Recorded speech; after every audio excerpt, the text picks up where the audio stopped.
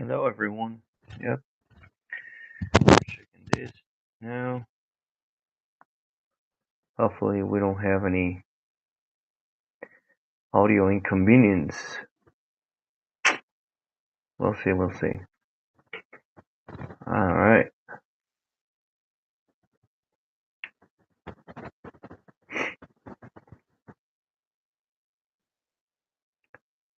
Let's see.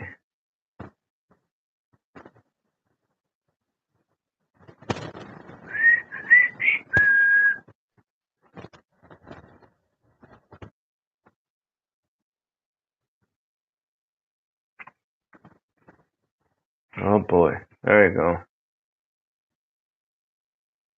Yes, we got it.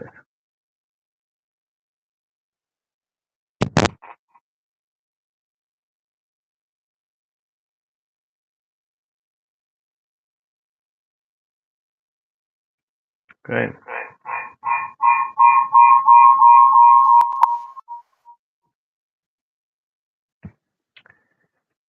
All right. So we'll see. We'll see.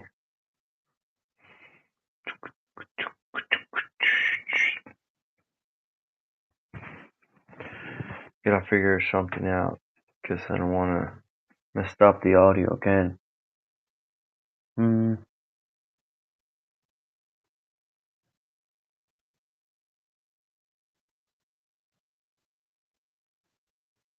All right, that's good. So I'm gonna share.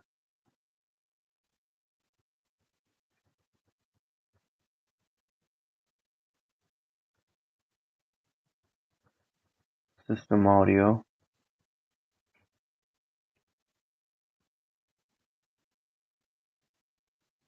Let's see.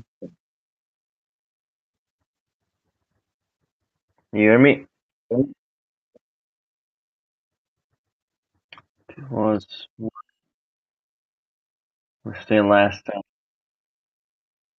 Bruh. I remember.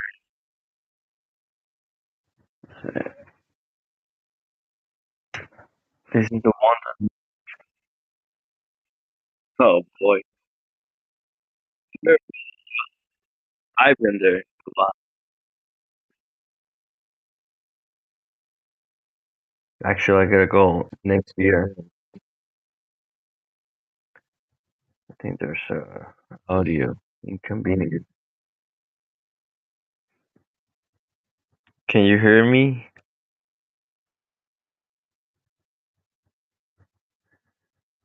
Because I just don't want to have the background of the audio. So it's just kind of annoying. Uh, yo.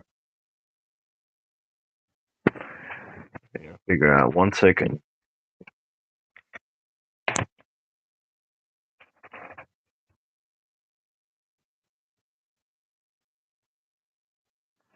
Just don't want to be trolling. But figure it out.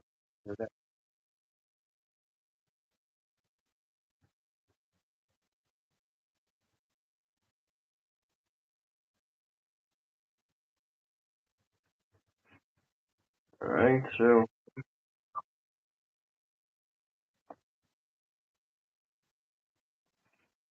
testing, testing.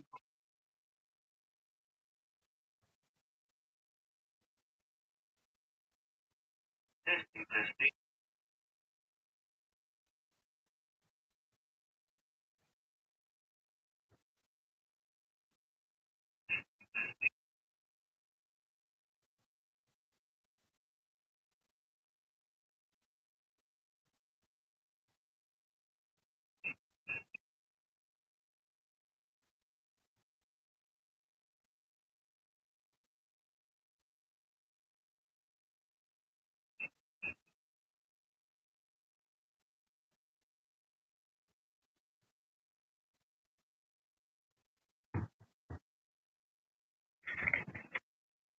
Okay, I think that's annoying.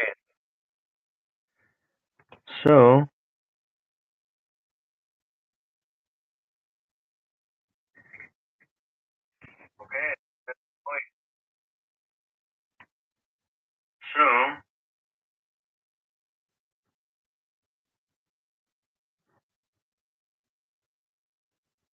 I can hear myself.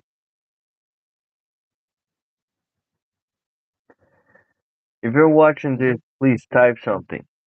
You don't hear any background? Yo. Alright. So I'm gonna watch this. Oh, wait a minute. My screen is not showing. So I'm gonna put the presentation. You see it now? Oh boy. Alright. Let's type. I've been working for hours. I'll say 8 hours straight. Computer, phone. This is my 2 hour and a half distraction. Okay. So I just want to see what's around. Because I've been asked. See Joe Rogan, bruh. I think we're here to experience something very strange and profound. And there's an event that we're building up to, and I think that's why there's this focus on disclosure. That's why this documentary hit so hard. Guys like Marco Rubio are sticking their neck out, and Tulsi Gabbard and Rep Luna.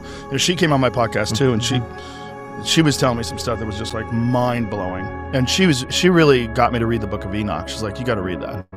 Like that is nuts. And that could have easily been attached to the religious canon, but some rabbis disagreed with it because it didn't vibe with the Torah.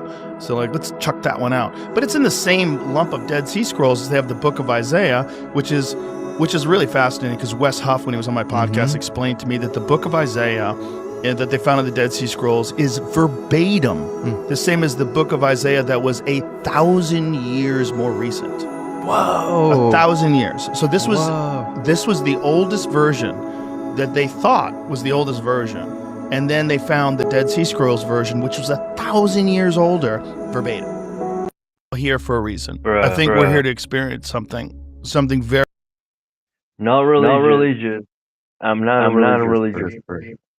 But honestly, bro, there's some parts that Yo, history of Earth. Right. So crazy. What's the next one? Decon, and we don't want you entering that work volume while it's still in work.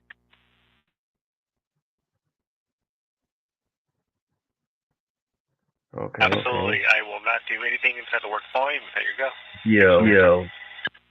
Listen. You're very welcome. Come on. And just to kind of smooth things over, when we do come back to you, you'll be on Space to Ground 3 for your ops today with Shankini.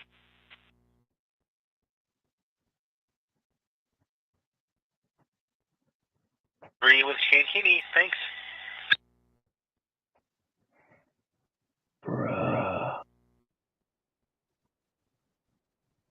That's a Dorito.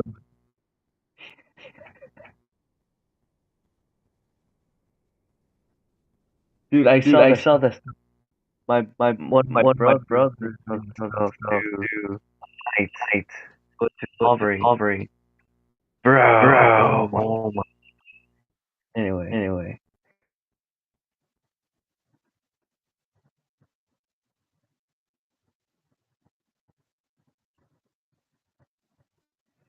Yeah, definitely. The Nacho one.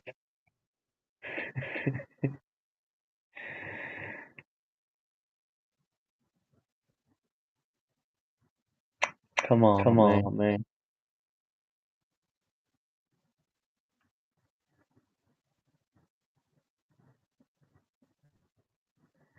Yo. Do you think that it's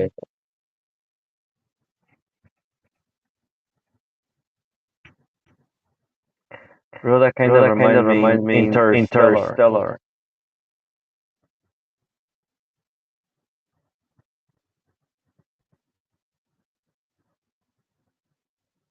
That was in a movie. What was back.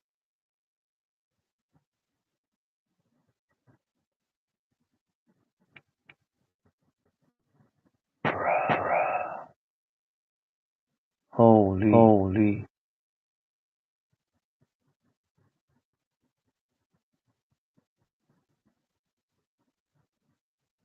The hell?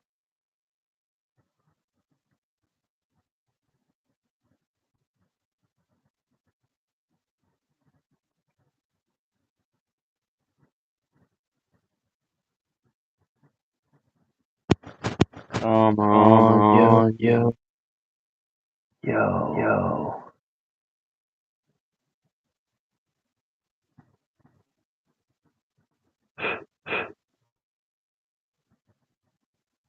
What the triangular? Star Trek. Yeah, come on.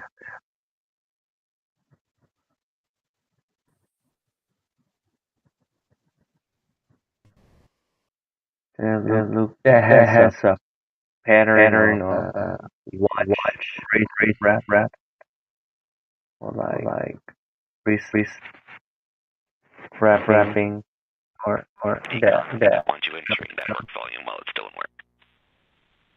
Alright. Let's see that one. Bro, I keep seeing this lighting. Oh, Yo, what I the know hell? y'all just saw that. Ain't no way, bro. Bro, I keep seeing this lighting. Oh, I know y'all just saw that. Ain't no way, bro. Bro, I keep seeing this lighting. Oh, I know.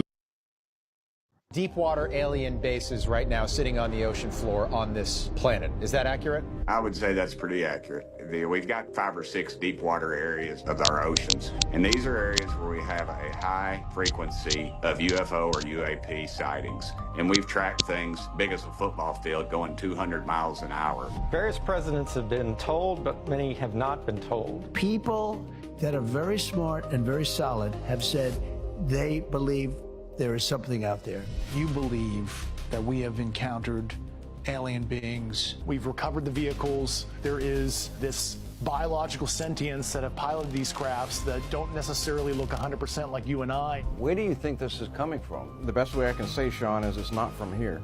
You know, I spent 20 years researching this topic, working this topic directly on behalf of the American people. You're on the record talking about, quote, non-human life forms that could be interdimensional beings who are visiting us. Yeah, so that's definitely a mouthful. Yeah. Based on information from witnesses. This is not just some crazy conspiracy theory. This is going to change the arc of human history. The fact that we're not alone in the universe and that higher order non-human intelligences are visiting us and interacting with us, that's just mind-blowing. Deepwater alien bases right now. Bro, we are the aliens. You know,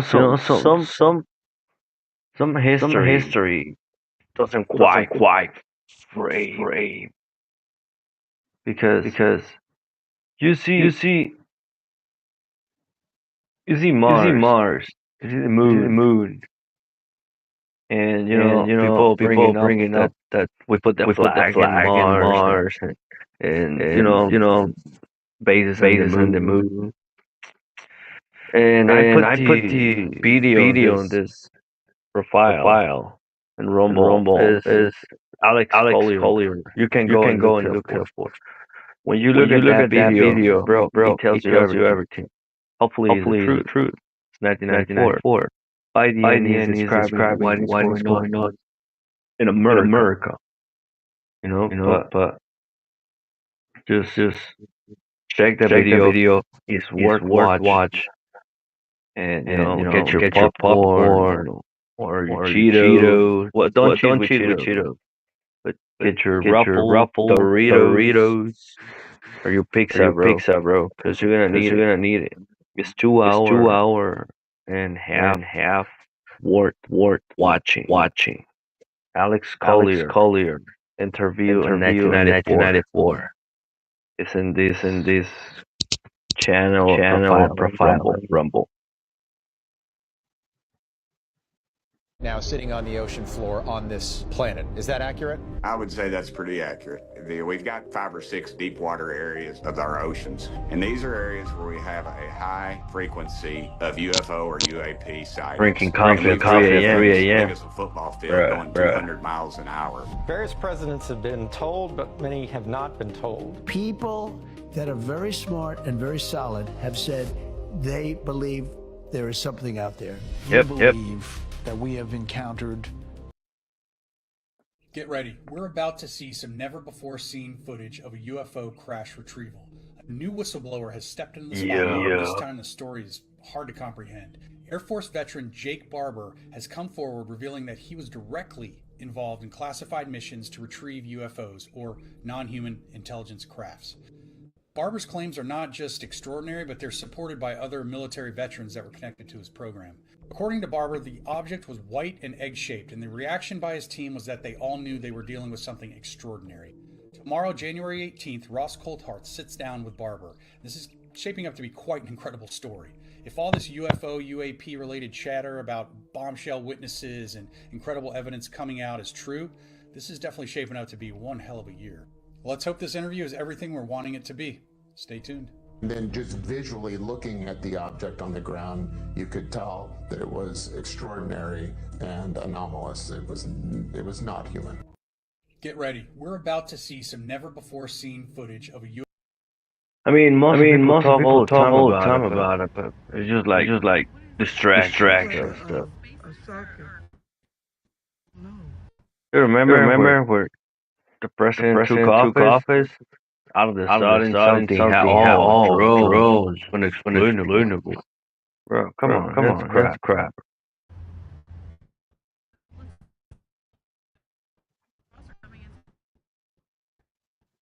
It's going across.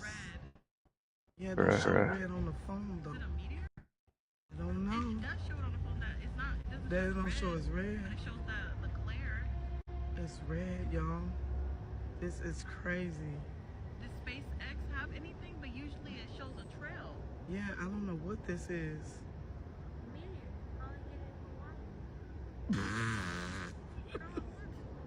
Like, you guys, it's flying. Like, yo. I'm gonna let y'all see what a plane, and where the plane at, so they can see it's moving. Okay, look, that's the plane. And you see it keep going. And it's blinking. Yeah, I seen those blinks, Scott. Bro, I just gotta pause it here. When I go outside at night, and I look up, most people don't fucking look up. Most people don't want to look up. Too lazy. But I go and look up. I'm like, yo. I'm looking at the stars, yo. And you know what? Out of the sun, few of them, they just blink. I don't know if I should stay here. This is for determined purposes only. You just blink. And I see move. But you need to focus and concentrate. You focus on the stars. And you deserve. And like, bro, it's another perspective of your reality. It's crazy. I cannot explain, but I know there's. You feel the energy above. You feel it. Oh, you see it? It flashed. Yup, it's like a flash. The SpaceX like that, but you have like kind of dusty trail behind it, and no, it don't. This is. Oh my gosh. Where'd it go? Look what we found. It's far. I can still see yup, it. I can still see it too. Let me see. It's, no, that's not it. That is it. It's still moving. Yes. Bro. There it goes still. Look, it's going. It's still going. Look, it's still moving between the wires. Look. Alright, we're done here. It's far now, farther. Dang. What the hell was that? What the hell was that? Yo. There's an explosion. Oh my god! Like that. Oh my god!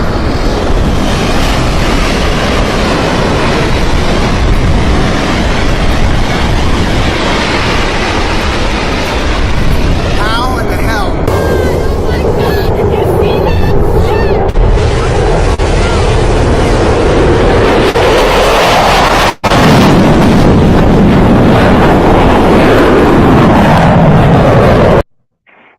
That big in the hood, and no cable when bad or sparks on. No camera moving. Bro, that's capping, yo. That's great. Check it out, you guys. This is outside. I believe this girl. Window. Yep. There they are. Turn this up.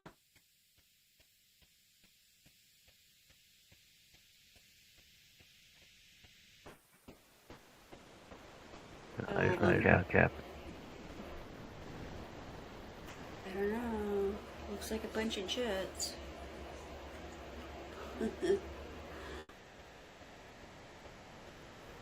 It's the same area. Over there in all my videos, I just have a good view. My kitchen window. Oh. I guess I gotta. I'm gonna fly over my roof this time. Yo.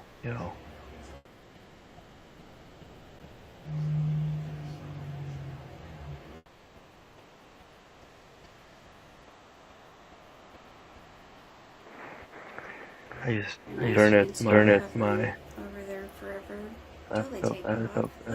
tablet. I'm pretty sure it's gonna sound like a jet if I go outside. There's the other one. Hold on. Bro, that's great.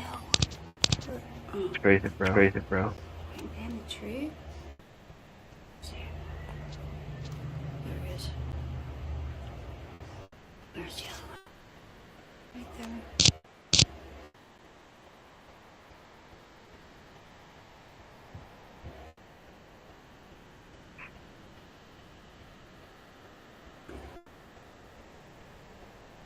Yo.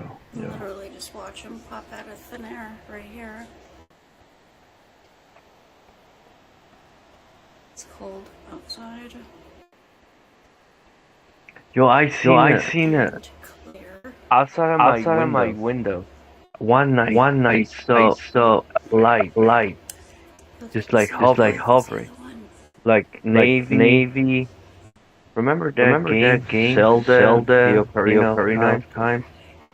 Just like that Navy, the energy sphere, energy sphere. I didn't say anything. I was just like, bro. I was asleep. I was like, I think it's something. I don't know. Until the next one pops up.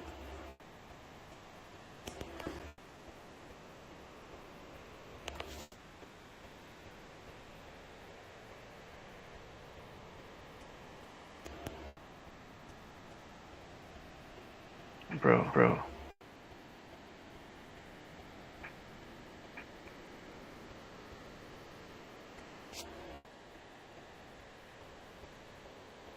I think too much for her.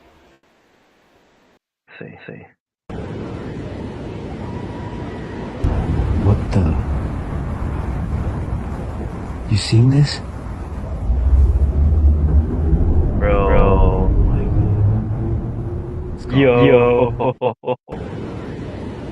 Bro. What the? Kind of supersonic. You seen this?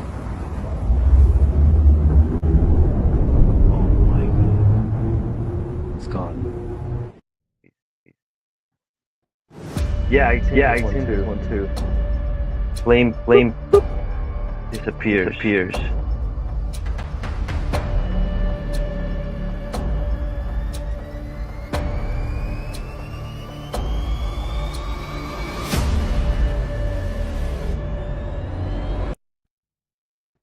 Like a for trial. Yeah.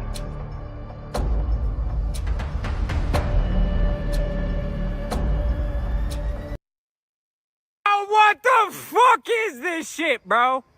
What the fuck is this shit? For real. Why are they over a cemetery?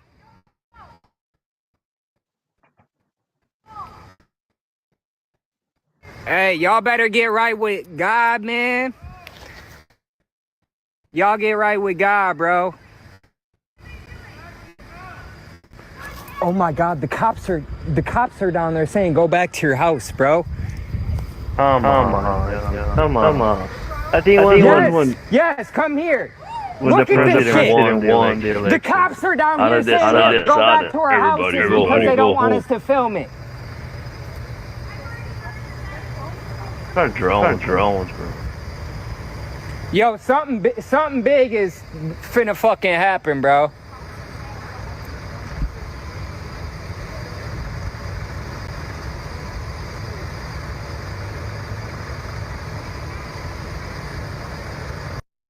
What the fuck is this shit, bro? What the fuck is this shit? Why are they over a cemetery? 3i Atlas is alien. We are currently working with that's AI. That's too AI. That's just capping, bro. Brazil just made an absolute boss move in UFO transparency and dropped the receipts on nearly 900 UFO cases. This is huge. So on May 31st, Brazil's National Archives released 893 UFO cases to be exact to the public. We're talking about sightings from 1952 all the way up to 2023, complete with photos, audio recordings, witness drawings, detailed official reports. The files were originally set to drop on June 13th, but they went live early with no warning.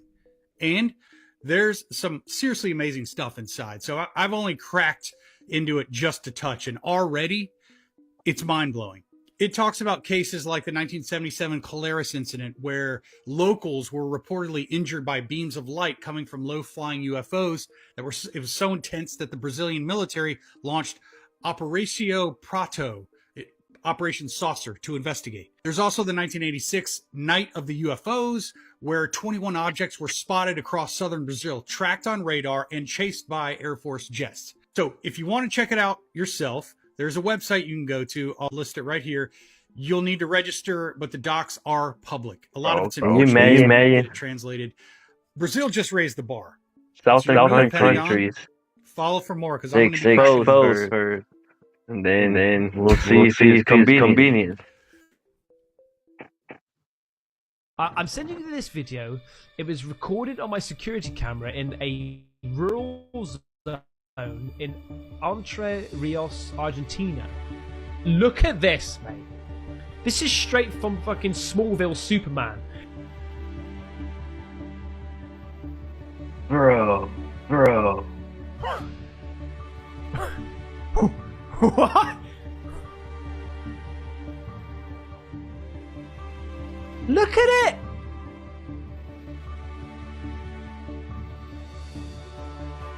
Lulek. Looks. Mate, that's no plane. Just and like Banshee. Something. I think it's a Banshee from Halo. Is that fake? You can't even hear that, man. And the reason I don't think that it's was fake Master is Chief. You're actually seeing the trail of where the digital camera's sort of like, making like ghosting. Yeah, it's ghosting the image, right? So it's seeing it. This is some Tony Stark shit or some alien stuff, mate. I'm sending you this video. It was recorded on my security camera in a rural zone in. I don't want to cap with these. Two-Piece, it's a UFO for real. Yo, the who? No, we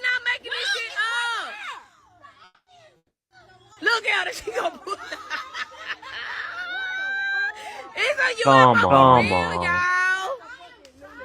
That is crazy. Y'all, Yo, that's crazy. It's a UFO for real, y'all. No way. I think they're capping. Oh, Look, we got all these people. You cannot even say it's true or not. Holy crap. If it's AI or blue beam, now imagine it's combined. AI and blue beam. Oh shit. I think I shouldn't say that.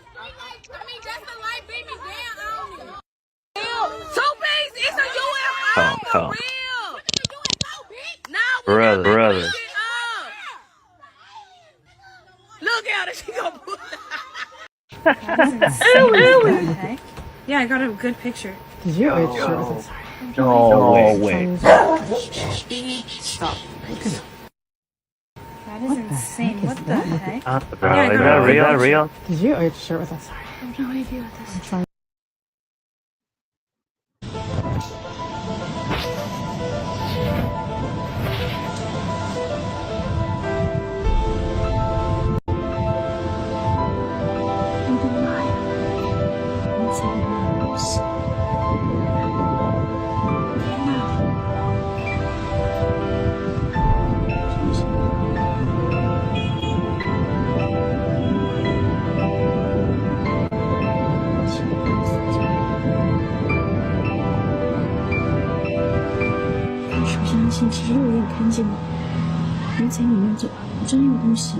I hear nothing. Just skip. It didn't have a turn radius that we would expect. It didn't have a period to accelerate and decelerate. It just seemed to zip so quickly that it was, again, really disorienting, really confusing for us. David said it was the WTF moment. Yeah. Oh, there were definitely some WTFs on the radio. Not in a scared way, but like, what the? If we think we're fast, like we're seeing they hide for the first fast. time. You know, some people go, what is that? And they run, and then some people see it, what is that? And they're curious. They want to come up. We're going straight. They're going like see what it was. Super fast. My lead, Commander David It's Figger, anti-gravity. says I'm in, which means that he's engaging with this thing. We're going around, we get to about the 12 o'clock position, and this thing's still pointing north-south. The tic-tac goes and turns. All right, tic-tac-toe. I know that technology is magnetical field frequencies in the device or the ship or whatever it is, and then it makes an impact and reaction with gravity and magnetic field on Earth. Well, I don't know if you're flat Earth believer, but the gravity and the magnetic field of the round flat Earth. So forces are manipulated by of course a control or a dash, a panel, neuro bio transmitter responder that the core of the object, the flying object, launches the energy, pressurizing the surface of the ship. Some of those are plasma-based, anti-gravitatory, or no internal combustion. There's a hybrid internal combustion based on magnetical frequencies as resonators. Technically signals. Turns and starts coming up. So now it's mirroring me. whatever it was aware that we were there. And as I come up, I can see him as he's crossing in front of me. It starts to accelerate, gets right on my nose, and disappears. Right.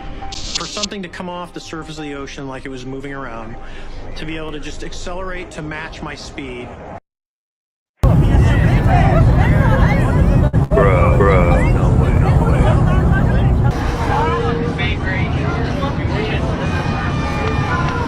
Come on. Is that? I mean, it's a reflection.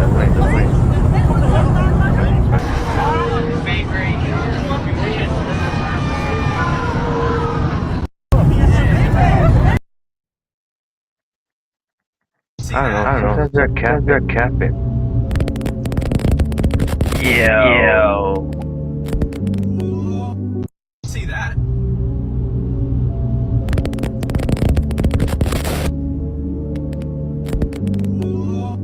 See that?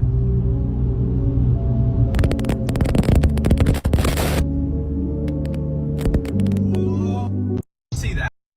My father used to drive roads like those, and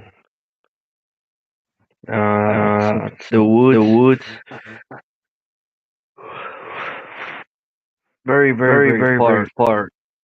Prepare my on the peninsula, South Mexico, and all the roads to America.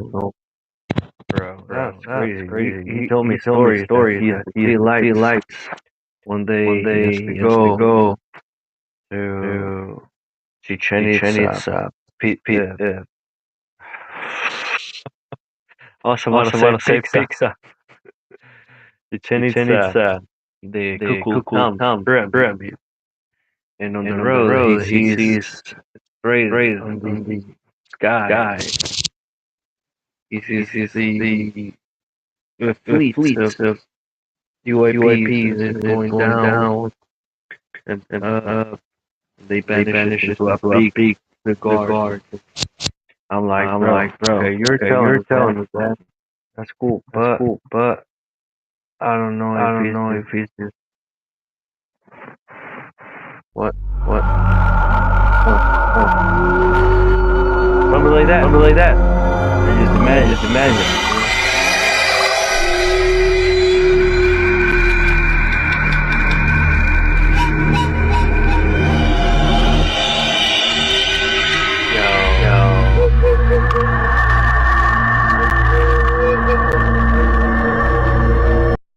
Come. Bro, this is AI. Who are these guys? What I'm going to share with you guys is what we know to be real and true. And when I tell you this, I urge you to not restrict your thinking to technology. We've been collecting UAP data for more than 5 years with the electric. That looks like a rack. We call this our dog whistle. What the technology I mean, is. serious from old studios. classifications of UAP per day during operations.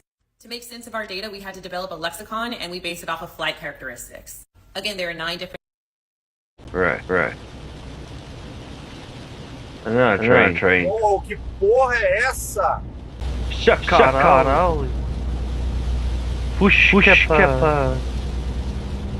Excuse my language.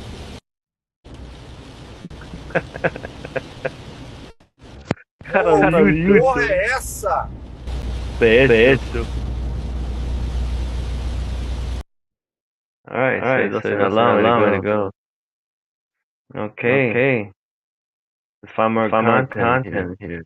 Yeah. Already went to everything. Latest UFO.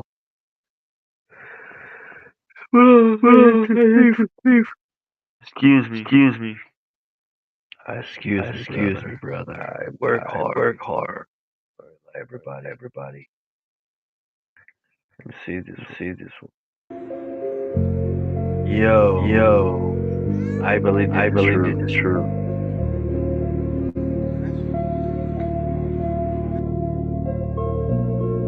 Why they shut him down?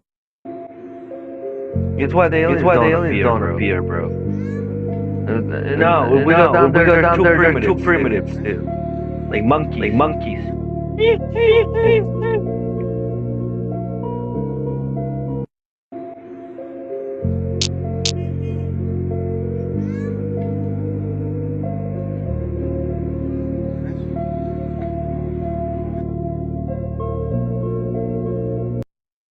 Look, whatever it is out there, I believe there's something out there. People says that we are the actual aliens. And I'm gonna explain why. I heard here and Earth was colonized. And we used to have everything that's here. But there was a war. And the war has to be we have to escape from that battlefield.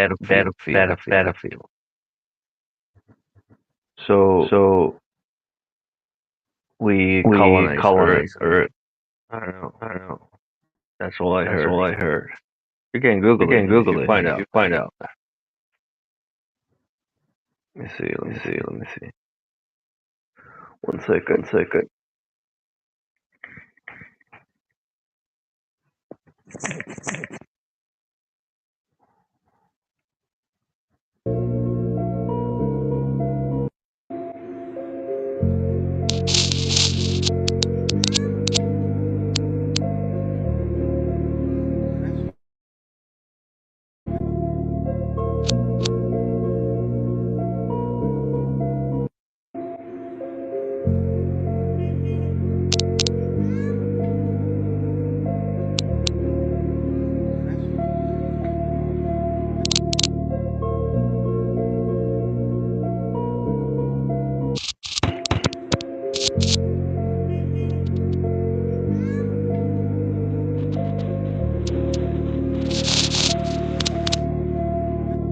Yo.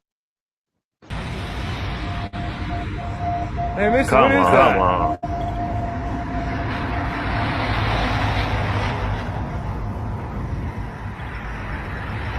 Misty.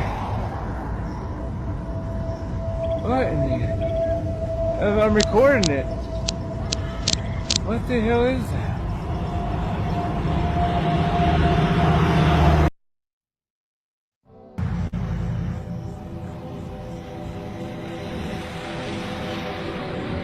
Are you kidding? What is that?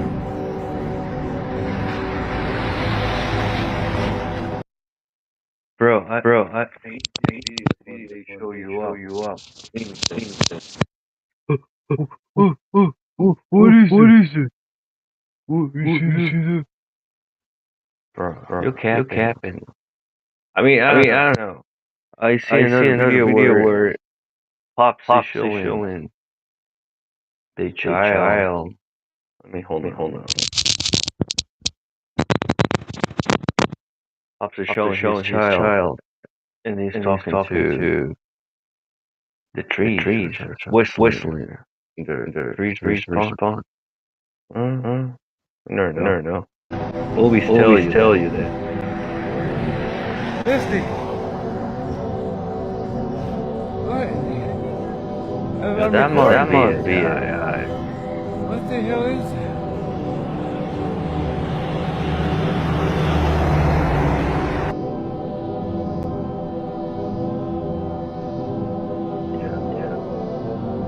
A foot on the background, and this foot is kind of mushed.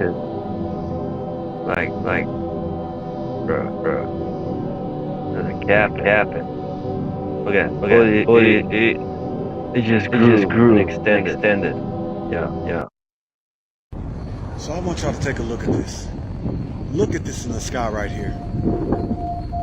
It is next to the moon. And what does that look like? Bro. Right there next to the moon. I think I'm tripping. Yeah, I think you are. It's like this video too. Why people take videos, bro? This is a waste of time. They look so silly, bro. Bro, it doesn't look good. It's like they're wishing. They're wishing they're making it go beyond like. Whoa! Here. I'm not gonna work no more. No more footsteps. And also, I'm gonna get cooked by the aliens. Bro, you guys gonna get cooked, bro. You're wishing that. Look, the whole street is fucking stopped. There's a fucking flying spaceship. What the fuck? Well, I believe that's true. I've seen it before. Yeah.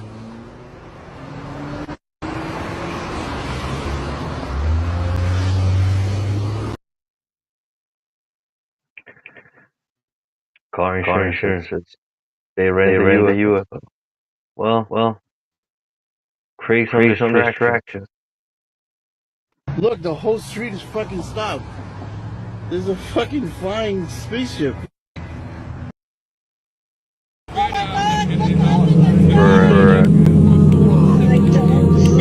one. 10 minutes. What the fuck is this shit, bro? Do you hear about that fucking object that's hurtling towards Earth at like 130,000 miles an hour? No, that might solve all our problems. Some intergalactic object that's hurt. There's this guy, Avi Loeb. He's a professor at Harvard that believes it might be an alien probe. Wow. And he was talking about the odds of this thing being in the trajectory that it is, entering into our solar system in a direct path with Earth. The odds are extremely low. And at the place where it's doing it, it's when the Earth is the opposite side of the sun, so it's coming from behind the sun.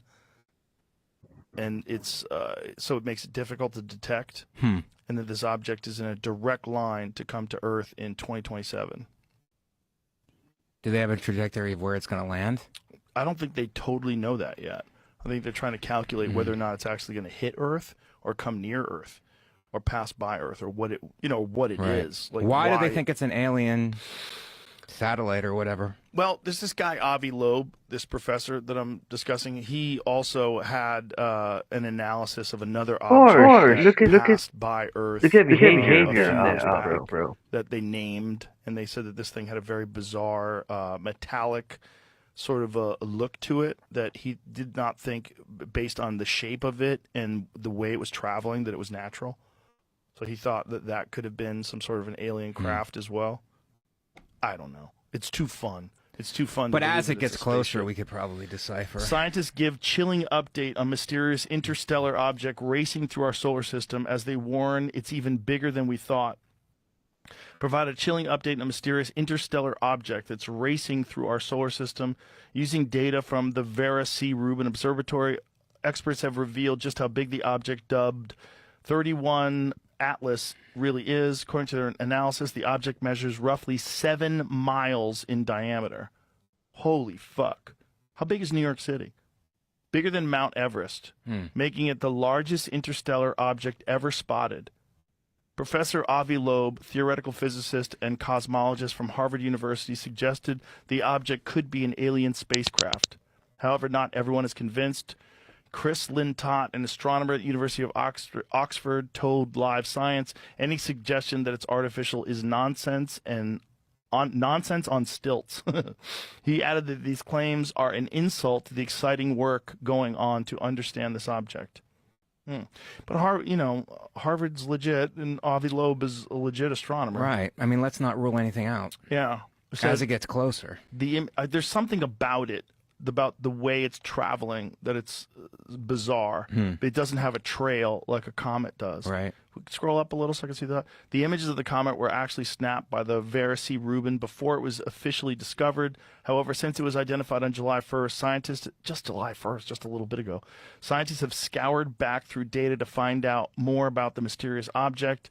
New study published on RXIV, whatever that is. More than 200 researchers have confirmed the likely size of the comet's main body, known as its nucleus. Their analysis suggests the nucleus has a radius of around 3.5 miles. That translates to a diameter or width of about 7 miles.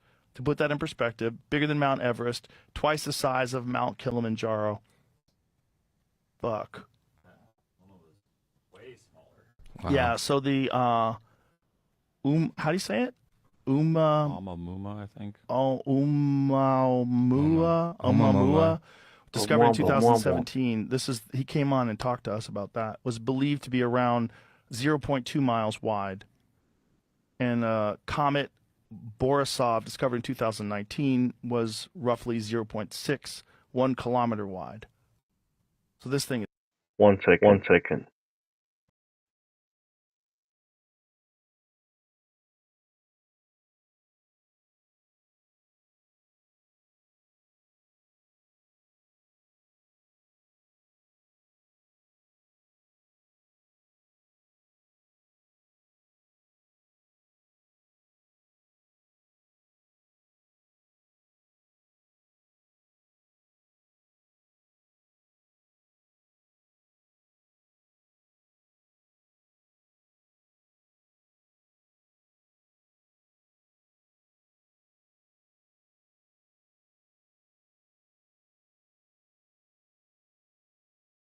Yeah, remember the galactic Oumuamua.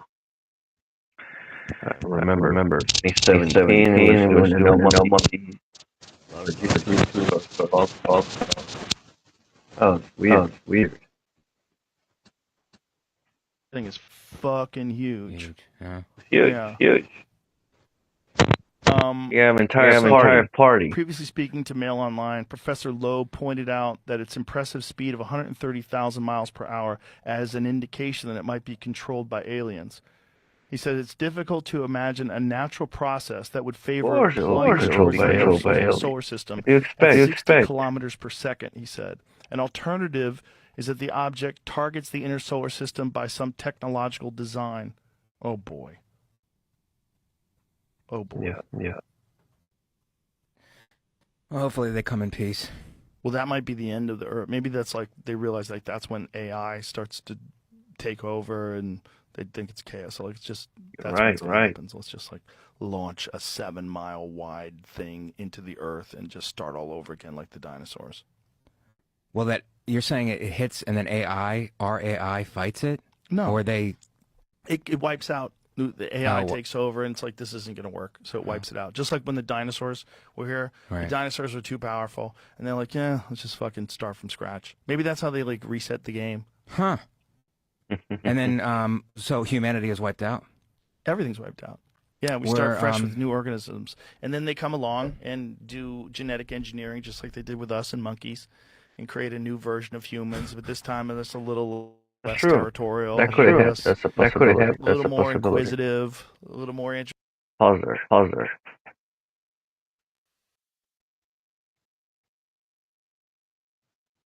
There's a calendar that shows all details.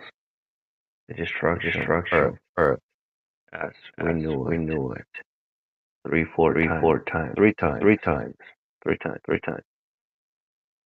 The fourth might happen. I don't know. Something goes out of control. I heard in sources out you can Google it. The controllers of the ideology originally is just like the movie from John Carpenter. It's called They Leave. That's how Earth is control as of. It's both there. You can Google it. Whatever.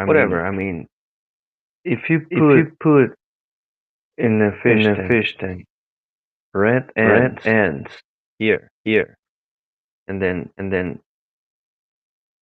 dark ends, black ends. These ones are carnivore. What do you think is gonna happen? Bruh. That's a real thing. So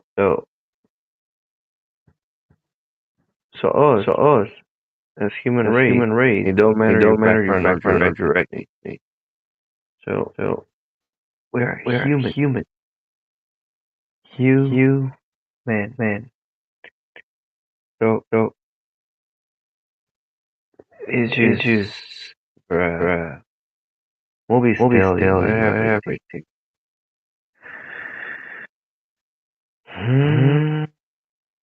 But if you don't believe it, you can be a zombie and complain about taxes.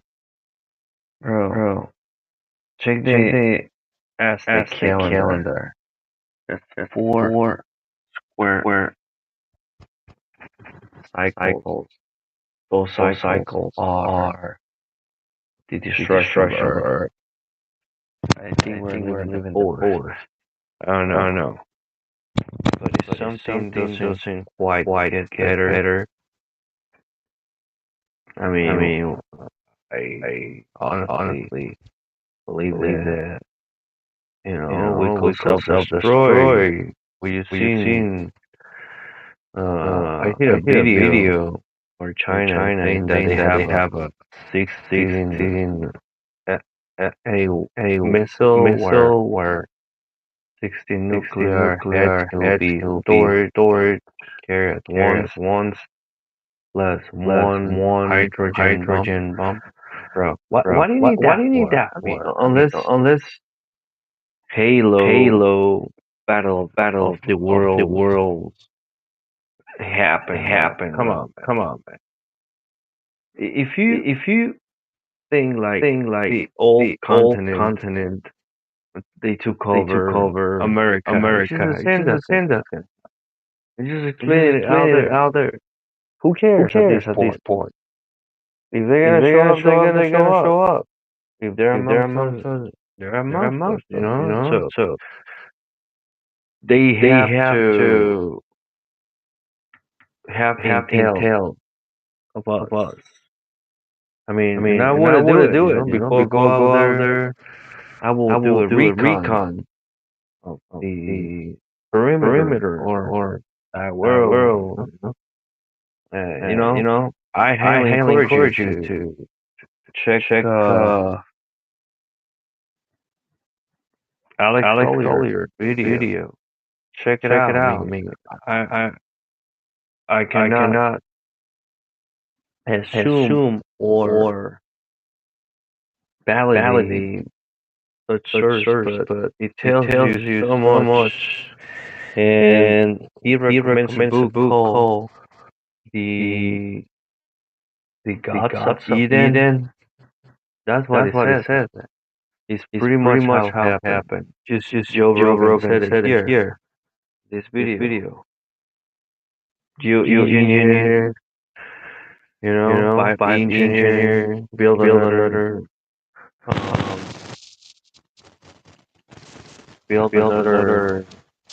civilization, and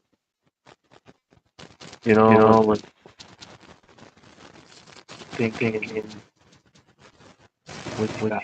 I remember which guy. Bob Loeffler. Yeah, they know Bob Loeffler. Yeah, he does talk about in the video. There is technically it's in the internet, so just look it up. Interested in innovation, a little less interested in dominating and controlling resources, because that's what fucked us. Territorial apes get high technology and use territorial behavior to defend and acquire resources, and that creates war. Yeah. Did you hear about that fucking object that's hurtling towards Earth? Check this out. What is this? Check this out. It's a bunch of Lightyear, bro. Check this out. What is this? Check this out. It's a bunch of balloons. Check this out. Yeah, that looks like a balloon. What is this? Check this out. It's a bunch of balloons. Check this out. Avi Loeb just dropped new jet images from 3i Atlas, and the vibes are way bigger than anyone expected. These shots don't look like random space. The jets are sharp, the motion is structured, and the data hits like a quiet confirmation that something real is unfolding. Loeb has stirred the pot before, But this time the visuals speak for themselves, and even the usual doubters might want to sit up straight. So the real question is what these images actually mean once we follow the trail. Let's get into it. 3I Atlas emerges from the sun. There are nights when the sky feels like it's about to spill a secret. And that's the mood 3I Atlas brought when it reappeared after slipping behind the sun. Weeks of silence broke in an instant. The new images didn't settle old arguments. They blew them wide open. In the fresh frames, the object sat right at the center of the composite, glowing like a small beacon against the darkness. We are talking about that interstellar object known as 3I Atlas. Most scientists think it's a comet, but one high-profile Harvard astronomer has been making the case on this show and other places that its anomalous behavior and characteristics suggest that it might be alien technology of one kind or another, perhaps a probe. 3I Atlas recently passed closest to the sun and will soon pass close to the Earth. But it may not be in one piece when it does. Professor Loeb says that based on his calculations, it looks like 3I Atlas has been losing an extreme amount of mass, which could mean it's exploded into a dozen smaller pieces. So, is it just another fascinating celestial phenomenon, or did the mothership just separate into a squadron of reconnaissance aircraft? After it passed close to the sun on October 29th, and we can see that some of these jets are pointed towards the sun, and they penetrate over 1 million kilometers through the solar wind. We know the properties, the density and speed of the solar wind, so we can figure out that for a natural comet with the characteristic outflow speed of these jets that come off pockets of ice on a natural comet, given that speed, we can tell that there is a lot of mass carried by these jets so that they can penetrate through the solar wind, about 5 billion tons. And in order to get that much mass out of ice, we need a large surface area of an object, and it turns out that it's a surface area of an object that is at least 20 kilometers in diameter, much bigger than the original estimate for the size of the object. So that would mean for a natural comet that it was broken up into many pieces such that the surface area, the total amount of surface of these many pieces adds up to the amount of mass that we need to release by vaporizing volatiles. Now, in the case of a technological object, maybe the jets are coming out of thrusters, in which case technological thrusters can reach much higher speeds for the gas that comes out of them, in which case we don't need as much mass. The fuel can be a small fraction of the mass of the spacecraft. So the coming weeks will be really decisive. Either we see a fragmented object where the pieces will get separated from each other by the tide from the sun, or we would see an object that maintains its integrity and has very high-speed jets coming out of it, in which case we will have to contemplate a technological origin. But the real drama came from the threads of light stretching out from it. These weren't soft, fuzzy plumes like the ones we expect from familiar comets. These jets shot outward with attitude, carving sharp lanes into the solar wind. Some stretched as if fired from a launcher, others bent in weird swoops, curling at angles that made even seasoned researchers do a double take. And then there were the jets pointing toward the sun. That alone made the scientific community pause. Some would jets go against basic comet behavior. Under normal conditions, sunlight heats the comet's surface and pushes material away. But here, we had streams of bright material flowing the wrong way, ignoring rules that have held steady since humans first studied these icy travelers. It didn't help that 3I Atlas had already earned a reputation for being a cosmic wildcard. Months before, it picked up speed without any obvious trigger. It shifted color in ways that flat out disagreed with what comet chemistry is supposed to look like. And even after swinging dangerously close to the sun, it didn't crumble the way many predicted. Instead, it came out the other side with an even wilder jet display, almost like it wanted the world to know the story wasn't over. With that first, Avi Loeb just dropped new jet images from 3I Atlas. See, y'all don't believe shit is real unless you see it. Well, look at this shit. In China, they're saying that they shot a UFO out the sky. And I want you to look at that. You see right there? I need you to understand what's going on right here. Look at this right here. There it is. And you gotta ask yourself this. After all these years of people saying that they saw UFOs, that they saw aliens, and they downplayed it, why now? Why are these people letting us see this shit now? I tell you this, exactly what I told you before. Do not believe that they didn't know about anything that's about to happen. Everything that's about to happen, they knew about. The footage that you just saw was on the news in China. It's real convenient how there's a whole lot of crazy shit going on in 2025. Comment that usually comes on these videos. It's bro. These, they're like, oh, it's AI, it's AI. These dudes are capping, bro. It's literally what appears to be Capitol Hill has been waiting for this report from the Office of the Director of National Intelligence, or the ODNI. And what this report found is that there have been more than 300 new sightings of what the government calls UAPs, or unidentified aerial phenomena, or more commonly called UFOs, since the last time that the ODNI put out a report like this back in 2021. Back then, the ODNI could not explain 100 and... I remember. From crying, even his Netflix.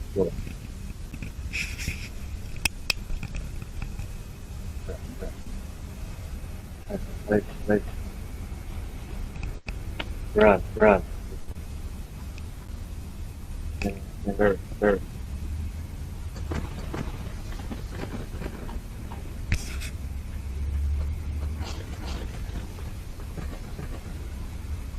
What the fuck?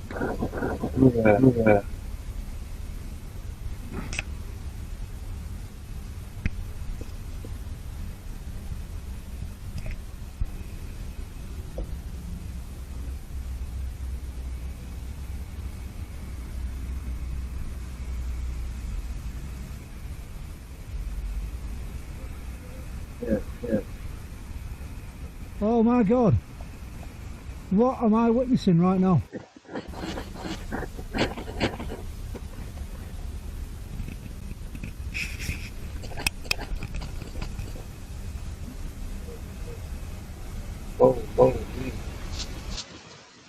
My question was to Clifford Stone. You said you had seen aliens on a craft that had crashed. I wondered if you could describe what they looked like. I could, but it would probably take a whole lot of time. The reason I state that, when I got out in 1989, we had cataloged 57 different species.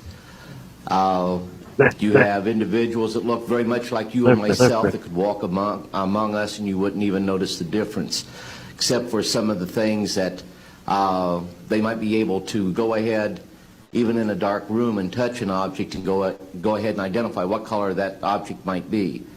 They would have a heightened sense of smell, sight, hearing. My question was to Clifford Stone. You said you had seen aliens on a craft that had crashed. I wondered if you could describe what they looked like. The guy that he got abducted. I could. There was even a movie. I could, but it would probably take a whole lot of time. The reason I state that, when I got out in 1989, we had cataloged 57 different species. You know, by UFO. You have individuals that look very much like you and myself. That kidnapped, and abducted. Right. By UFO. Wait. Word. I remember starting the show. And then there's a movie. I don't remember one. Paul. He's friends who work. They let him there. Whatever was she. Yeah, you're the telephone station after great. Now, great.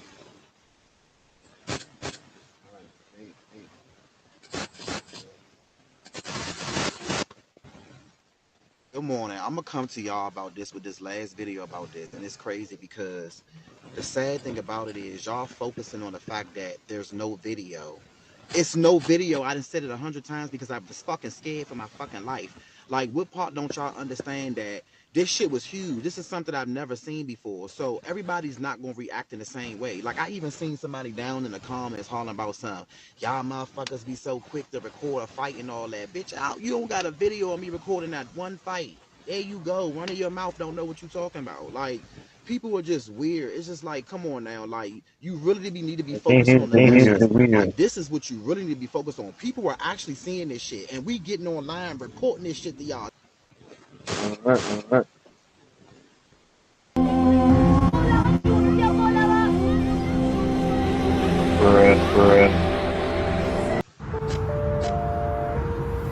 This is real life, real time. This is what I'm looking at right now. That's in the style. Go bang, freaking half the nowhere, really. That will be Ryan. So real, Bad. but this is Break. the real deal.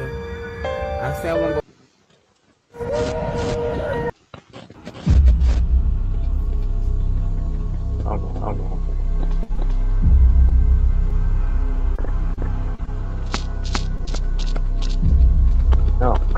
Great. It's doing all kinds of weird stuff. Look at that. It's doing all kinds of weird stuff.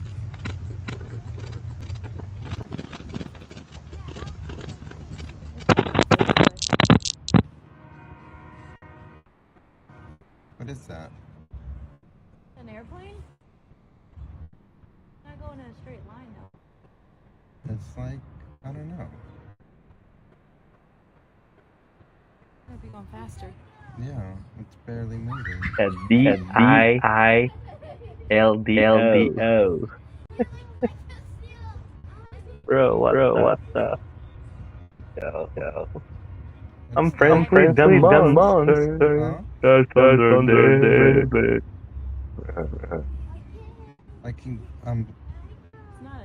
I'm zoomed in all the way. So silly. It's not going straight.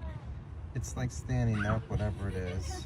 Some people buy balloons and they tie them up like a human shape. And you know what? Pages. It does look like a satellite, but why would a satellite be falling though? They throw with people. That's Buzz Lightyear, bro. Rather. It's a fucking UFO. Where is it? Bruh. No way. That bro.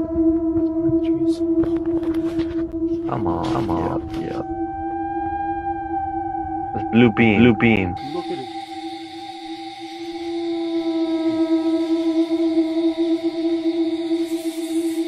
Yeah, I seen those ones. Looks so real.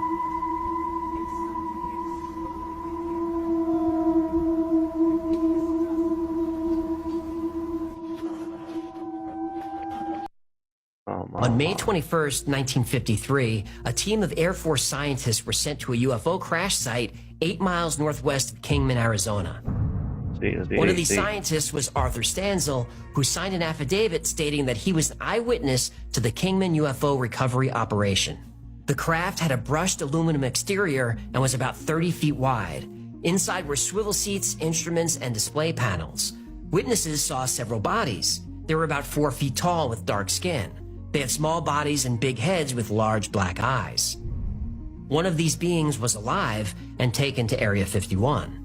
He was from 52,000 years in the future, so he was classified a P-52. Bang, bang, bang, on the door, baby, bang, bang, do.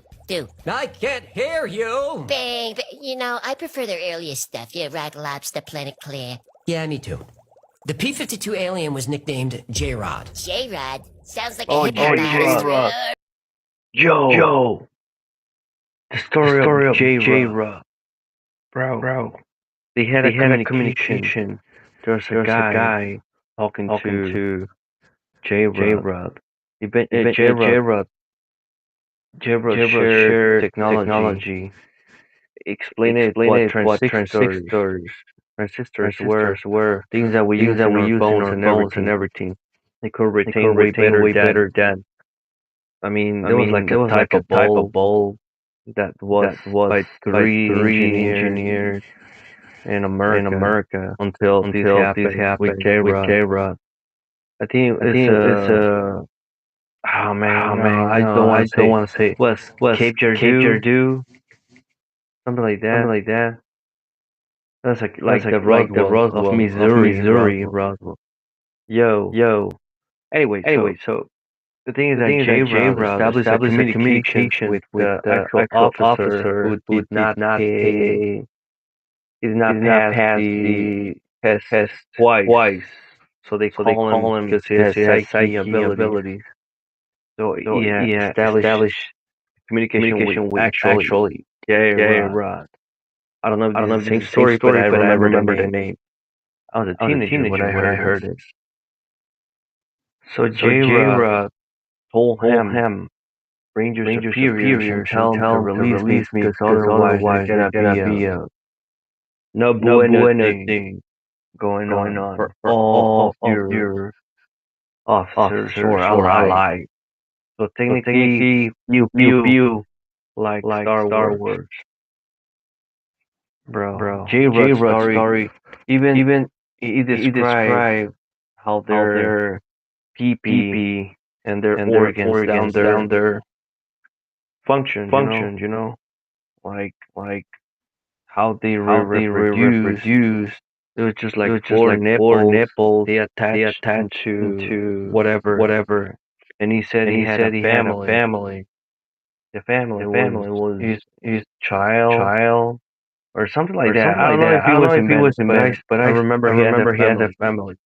He claimed to the U.S. officer. He said, "I have my family. They're waiting for me. Somebody's gonna come here to rescue me." So they help him out. No, the officer helped him out to release him outside of the facility. As soon as J-Rod and the human officer, it was Navy or Air Force. I don't know. It was Air Force something. He sculpted J-Rod like buddy physically. He sculpted J-Rod outside the facilities. As soon as J-Rod opened the door to go out, be released, the UFO hovering struck them, and it was free. Because the superiors of that officer don't want to listen. A basketball player. Well, his personal name was Kaela. J-Rod was his race. Specifically, Kaela was a P-52 J-Rod. Got it. Kaela was based in the Gliese system, in the direction of the constellation Aquarius. That's how Project Aquarius got its name. Now, although he was based in Gliese, Kaela was originally from the Zeta Reticuli system. Zeta Reticuli is well known to UFO researchers. In 1961, Betty and Barney Hill were abducted by beings who said they were from Zeta Reticuli. Betty wasn't an astronomer or scientist of any kind. Still, she was able to draw a star map of Zeta Reticuli, which is a binary star system. Her map also includes Gliese. Kaela's people were dealing with an illness that was devastating the population. His crew was one of many sent back in time to Earth to try to find a cure. The P-52 aliens are somewhat genetically compatible with humans. In their timeline, they're an offshoot of Homo sapiens. Kaela was eventually allowed to go home, but he spent years at Area 51. He helped save humanity from destruction in 2012. But MJ-12 didn't realize that the 2012 apocalyptic event wasn't an accident. It was supposed to happen. It was engineered to happen. Engineered by you. Another race of future humans. The Stargate technology on the Sumerian cylinders is said to be a gift to humanity, but it's not a gift, it's a weapon. And on a different timeline, it destroyed us. There's a timeline where, on December 21st, 2012, a disaster took place. There was a massive geophysical pole shift of almost 5 degrees. The shift was caused by the Earth's upper mantle reacting to a massive explosion of energy from the sun. This shift caused a chain reaction in the Earth's tectonic plates. The Earth trembled with an intensity never before recorded. Cities near the epicenters of these shifts were the first to feel the effects. Buildings designed to withstand earthquakes crumbled like sandcastles. The seismic waves radiated outward, reaching every part of the planet. No one was safe. As the crust shifted, it wasn't just land. Under the ocean, the violent movement of the seabed caused enormous tsunamis. Coastal cities were obliterated by walls of water rushing at tremendous speeds. Inland, the story was just as grim. Landslides and sinkholes swallowed entire towns. Mountains that had stood for millions of years crumbled. In other places, land was thrust upward, creating new mountain ranges. Dormant volcanoes came to life with explosive eruptions. The atmosphere around the entire planet was filled with ash. The sky went black.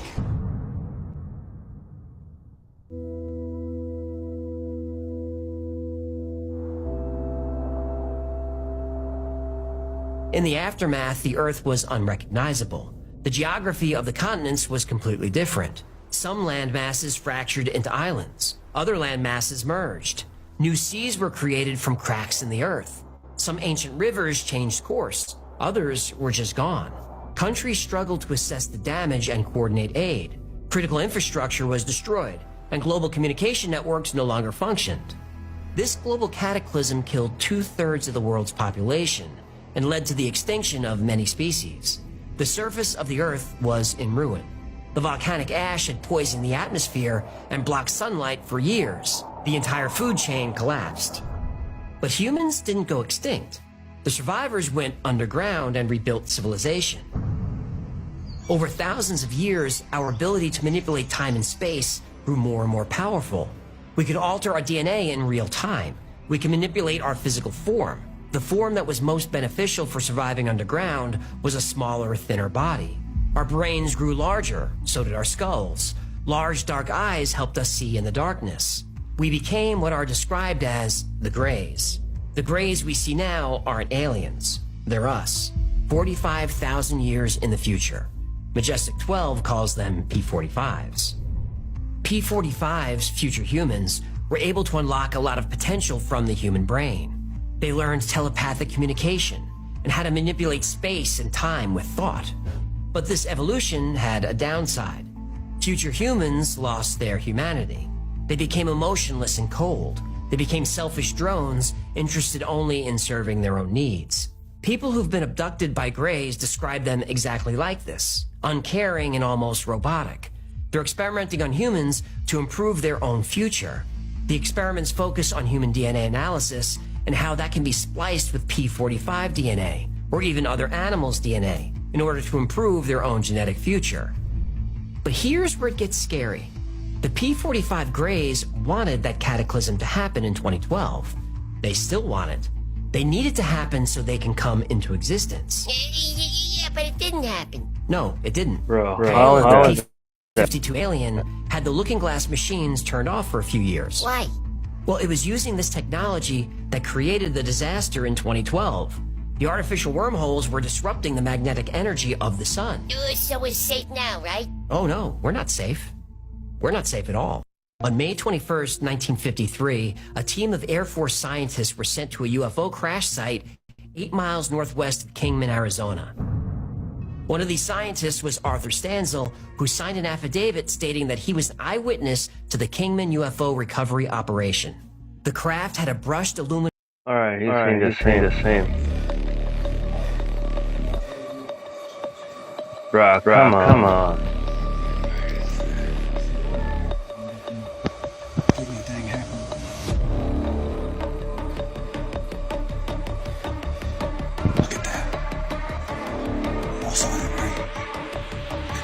Why they cut it there?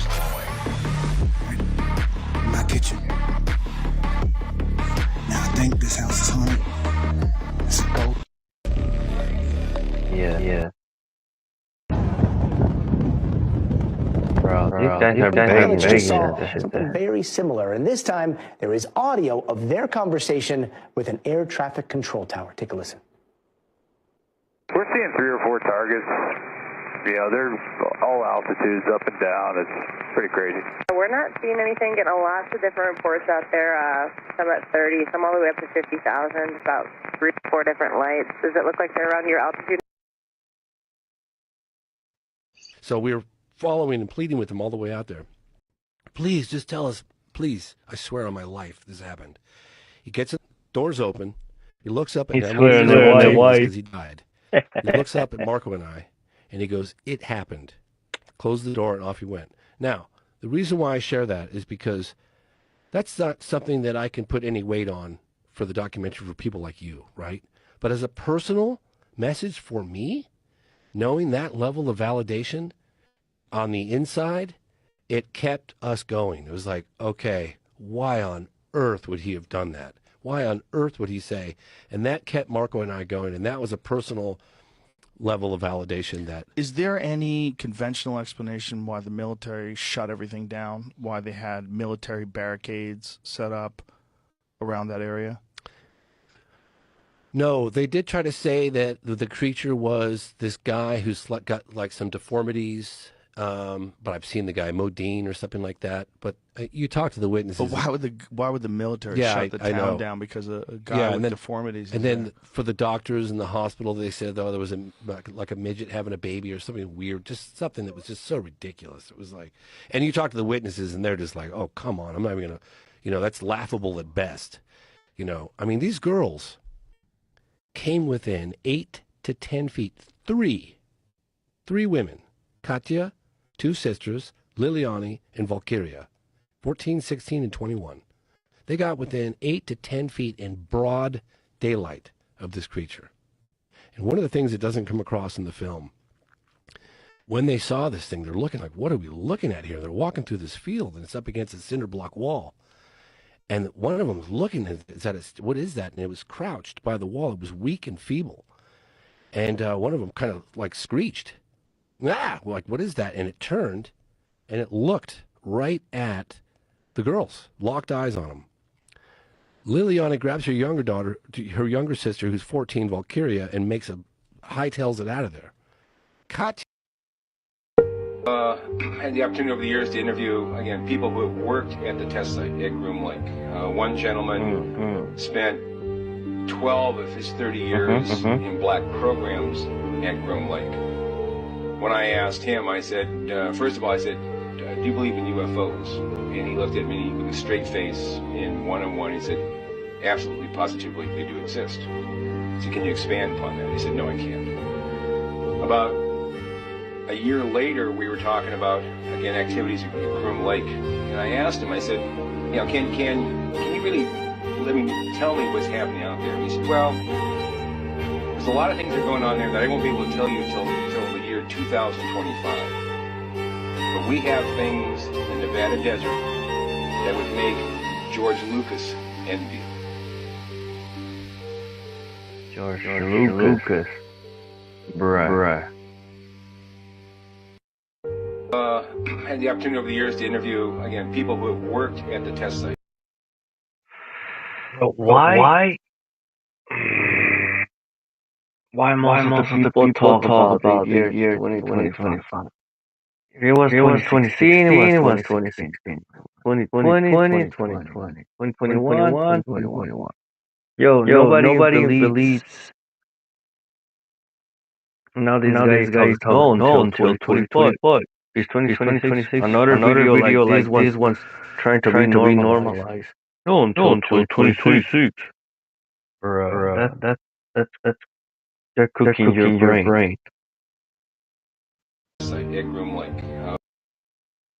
Millions of years ago, a massive planet called Maldek was part of our solar system. Maldek had an enormous moon that could support life.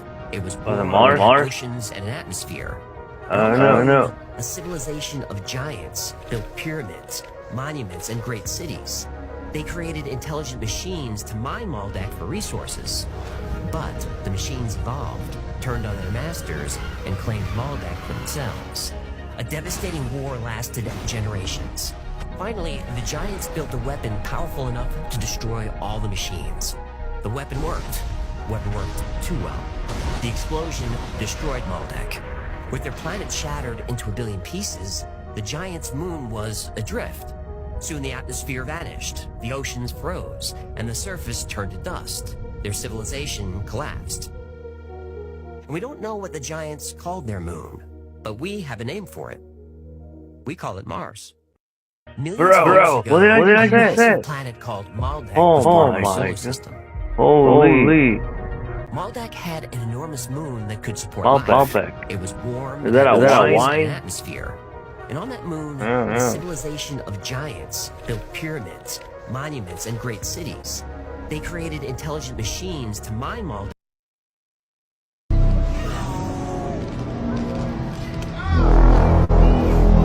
Yeah. Brother.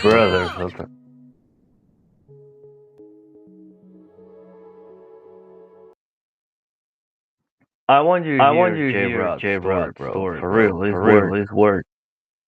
Listen. Let's see.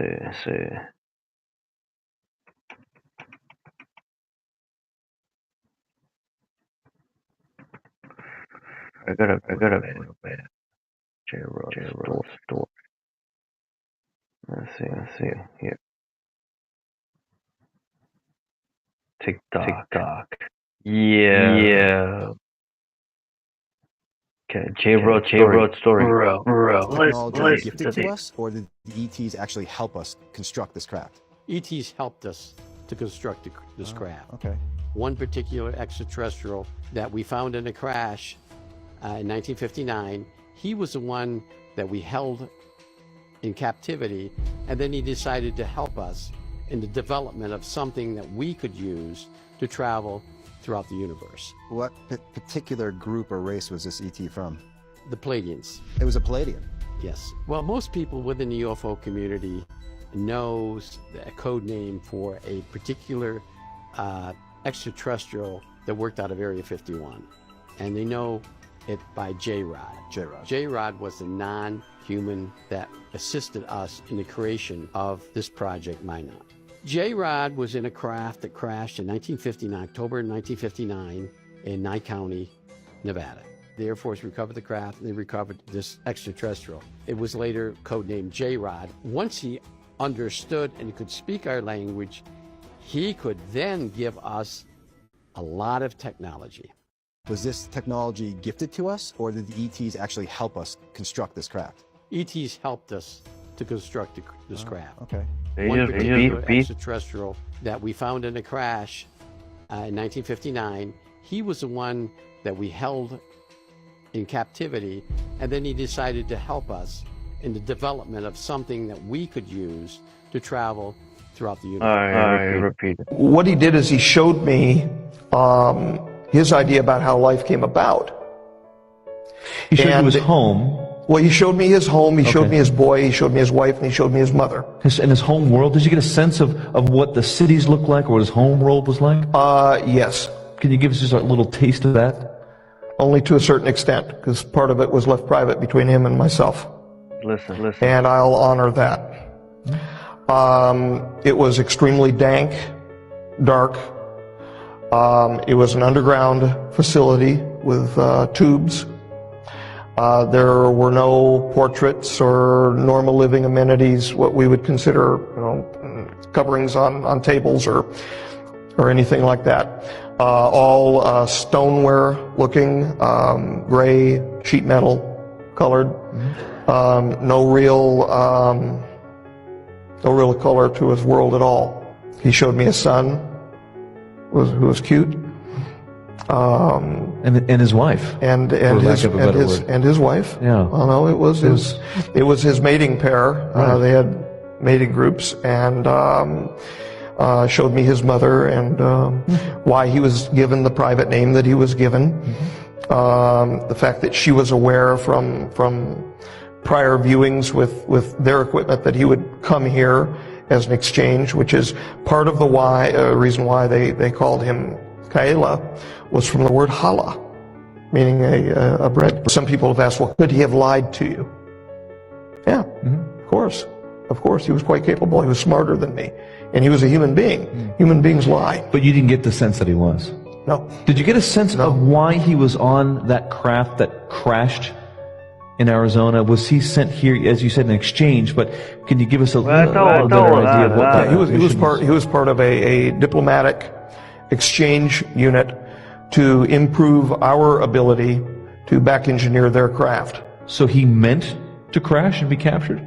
No, he had a gravimetric problem in Arizona, and they went down. It was during bad weather. It was a gravimetric problem, I believe, involving the electrical conduction in the atmosphere, and they dumped. If they hadn't gone down, where would they have ended up? And what would they have done? They would have ended up not that far away in New Mexico at Los Alamos. Doing? They were to land there and then disembark and act as part of the exchange program. The one fellow that died there at the scene was taken to Los Alamos.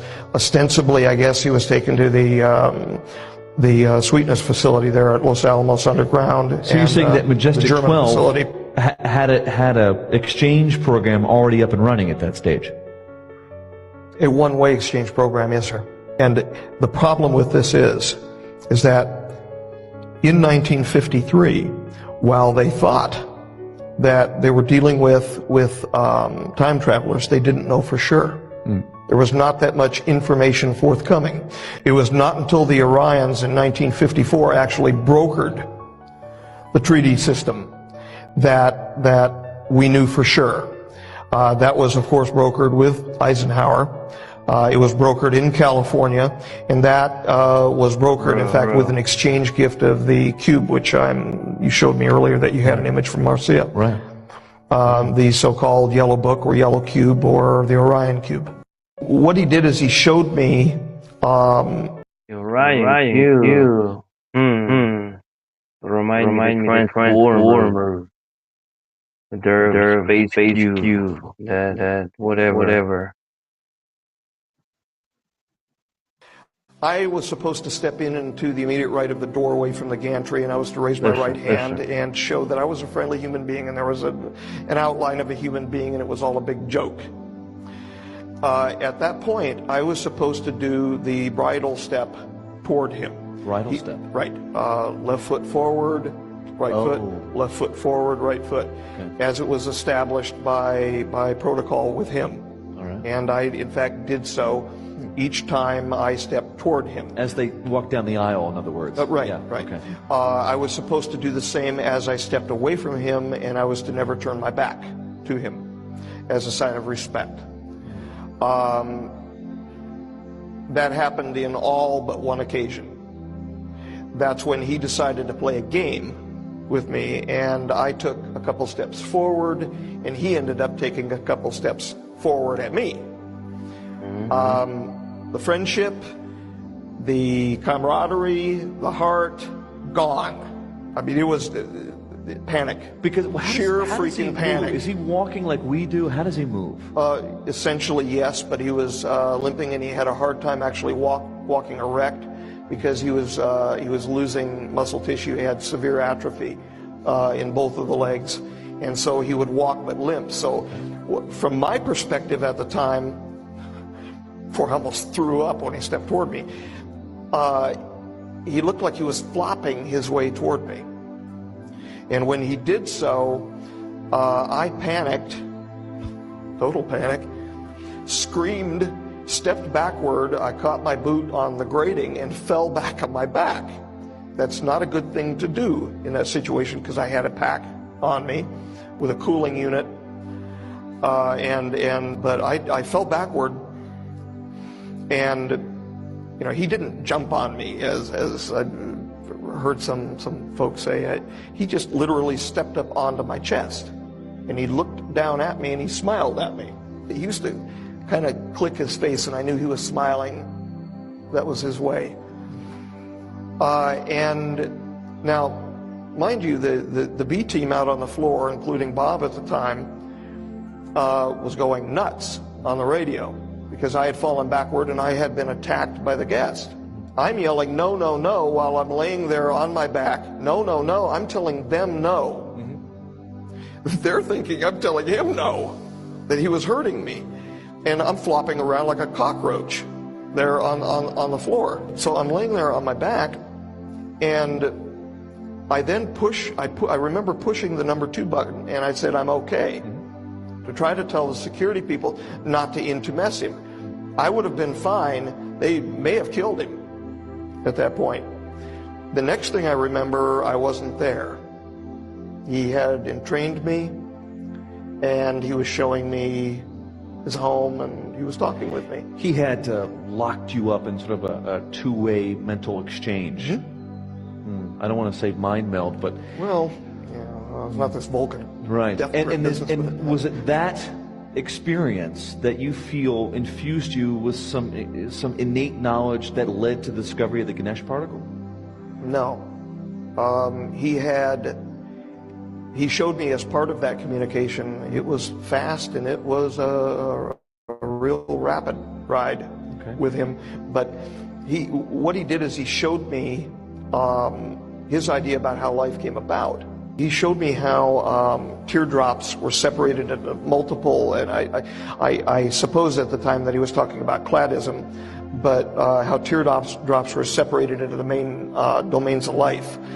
And the shocking thing about this, you know those little toys where you can press from the bottom and the imprint of your hand pops up? The needles. Right. Yeah. Right.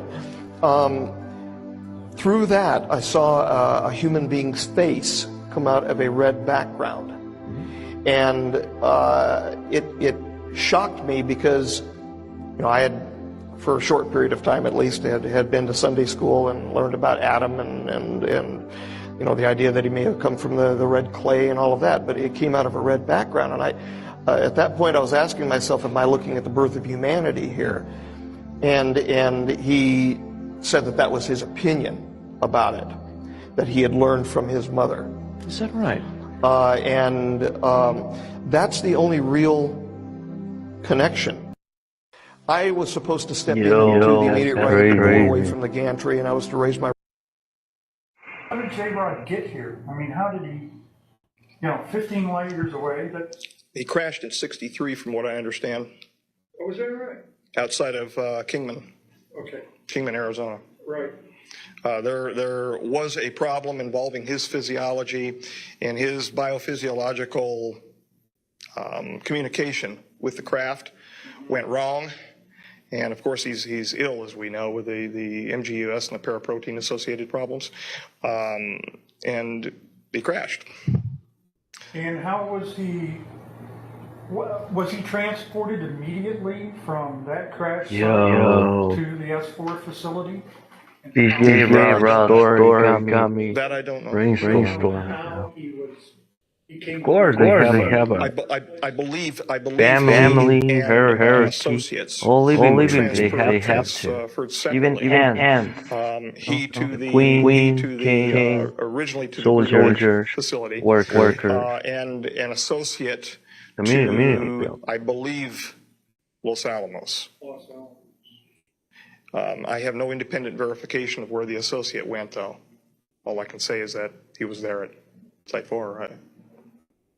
Now, you interacted with J-Rod. Was there a general procedure for this interaction? Oh, there was not a general procedure. There was a very specific procedure. Very specific, okay.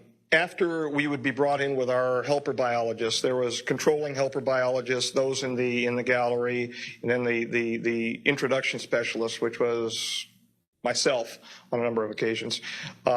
We entered the clean sphere through a large series of protocols involving pressurization and compartmentalization, no pun intended, until finally we were pressurized and fully encapsulated a TEC, a TES, total encapsulated suit for entrance into the clean sphere. Once we were pressurized and entered into the clean sphere, well, I should digress. We had a medical evaluation, all of that first. But they ceased doing that after a couple of medical evaluations. It was more just interested, let's get you in and get the work done. I would enter into the clean sphere, and I was not supposed to communicate with the J-Rod at all. I was not supposed to know his name. Right.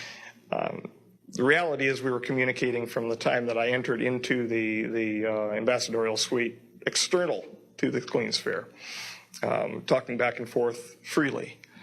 I could hear whatever he was projecting at me from thought, and he could very clearly hear what I was thinking. I say hear, meaning perceive. I was supposed to stand over by a hologram projection system, which was run as like a teleprompter system over to my right that would be run inside of the clean sphere glass. Hold my hand up and mimic certain signs. And it became a joke. It really did. It became a joke. Those folks who were watching from the gallery running the show thought that I was standing there and mimicking the signs, and this was the only communication underway. J-Rod was retrieved from a crash near Kingman. Was he at that time just traveling through space from the staging area, or? Yes.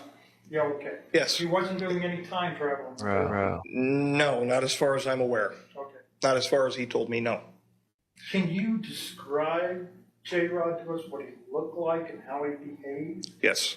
The gentleman with which I was associated was approximately 3.5 feet tall.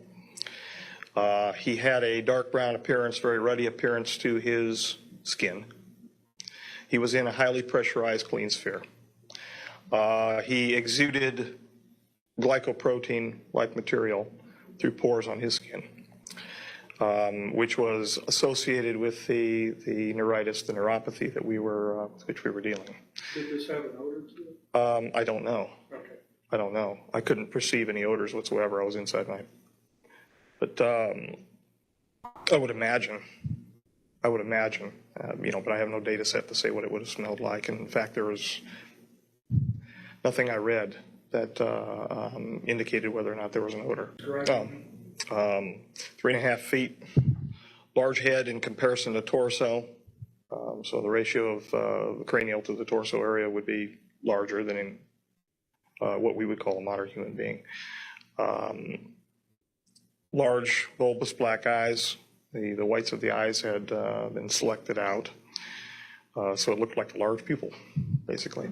When you look into his eyes, you feel like you're going to fall into his eyes forever. And I think that probably had something to do with the telepathic nature. How did J-Rod get here? I mean, how did he, 15 light years away? 1953, Pale, Kingman, Arizona. In 1953, a craft crashed near Kingman, Arizona. The survivor was no ordinary Gray. The US government called him J-Rod, and he became an advisor inside America's most secret base. Standing nearly 6 feet tall with an elongated face and J-Rod lived inside S4 Area 51, not as a prisoner, but as a partner. While battling a degenerative illness, he worked directly with US scientists, helping decode alien propulsion, power systems, and exotic alloys recovered from his craft. He contributed to simulator designs for reverse-engineered craft, shared knowledge of genetics and human evolution, and even briefed senior officials on extraterrestrial intentions.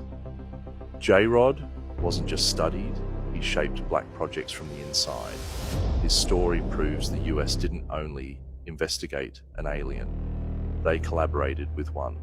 And the legacy of J-Rod still echoes in the secrecy and technology of today. Subscribe to Existence Unknown for more hidden truths. J-Rod supposedly assisted the military in understanding and duplicating the incredible power systems and futuristic technology that was combined and created for the Kingman craft. Shortly after Bill Uhouse broke the story, microbiologist Dan Burish came forward to confirm his claim. But according to Dan Burish, J-Rod claimed that he was not an alien. What he revealed was something even more shocking. This insectoid alien, J-Rod, said that he had actually come from our future, and that at some time in the near future to us, there is a catastrophe on this planet, and much of mankind is destroyed. J-Rod supposedly assisted That's crazy. in Yo, honestly, I'm gonna cut the video here, bro. A long period of introduction. Supposedly that's J-Rod. But J-Rod never died. These one passed away. J-Rod, of course, that's what they called him, but that wasn't his. You know, I don't know if that was his real name or not. That's the name. Pulso meter. And then the medical assistant comes here and clean the nose and before I coughing him in a meeting, but and I provided it to some people, but that was my impression of it. How much individual contact did you have with him? Oh, he used to come in with Teller and some of the other guys occasionally on questions that hard. But until start coughing, that everything passed away. You know, specific to the group. If it wasn't specific to the group, you couldn't talk about it. You know, so need to know. I wish I could have helped these. And he talked. This little man. I mean, just like if you spoke. If I would have been there, most of you would be like one of the, a parrot. He's a being. It's a humanoid. A lot of times you'd have a hard time. I know. Because there's bad, good. You know what? If these ones half the time he couldn't give you a good are ancient, civilized, some other robots, I would try to do my best to help them out. Preparation like before you actually had a chance to have personal contact? Well, the preparation was, basically Look at going through. Kind of sad, bro. Imagine yourself cannot even breathe. Just these whatever, Human nationalities. Yeah, human nationality, Then they got into going into other forms of life, even down to animals and that type of thing. You cannot even breathe. And the fact that this J-Rod had his skin was pinkish, but a little bit rough, and that kind of stuff. Not some guys watch it or something. To me, he didn't look horrible looking. Some of the guys, that was in the particular groups that I was in, they never even made it. Hard position.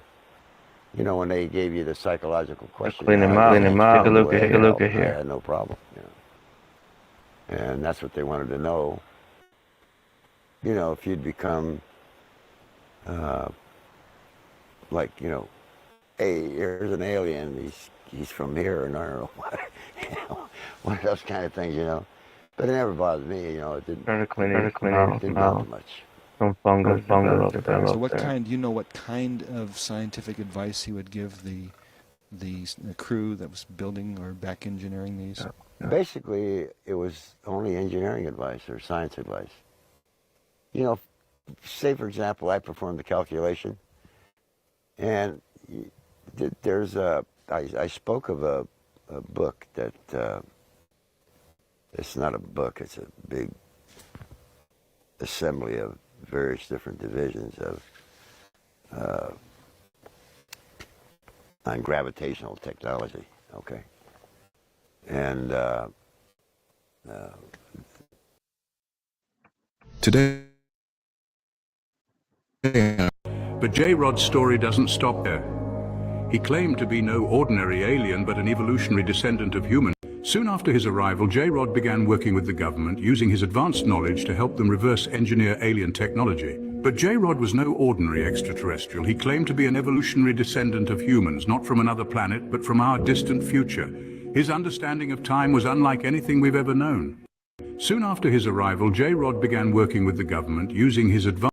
Yo, imagine J-Rod happened here. He make us to change the past, his past, and it's like butterfly effect, bro. And the movie, step in the butterfly. And the future changes. What the, bro. Have this future human advance modern evolution needed. They're doing good, bro. if J-Rod helped something, and the military, bro, come on. Hopefully it will change for better.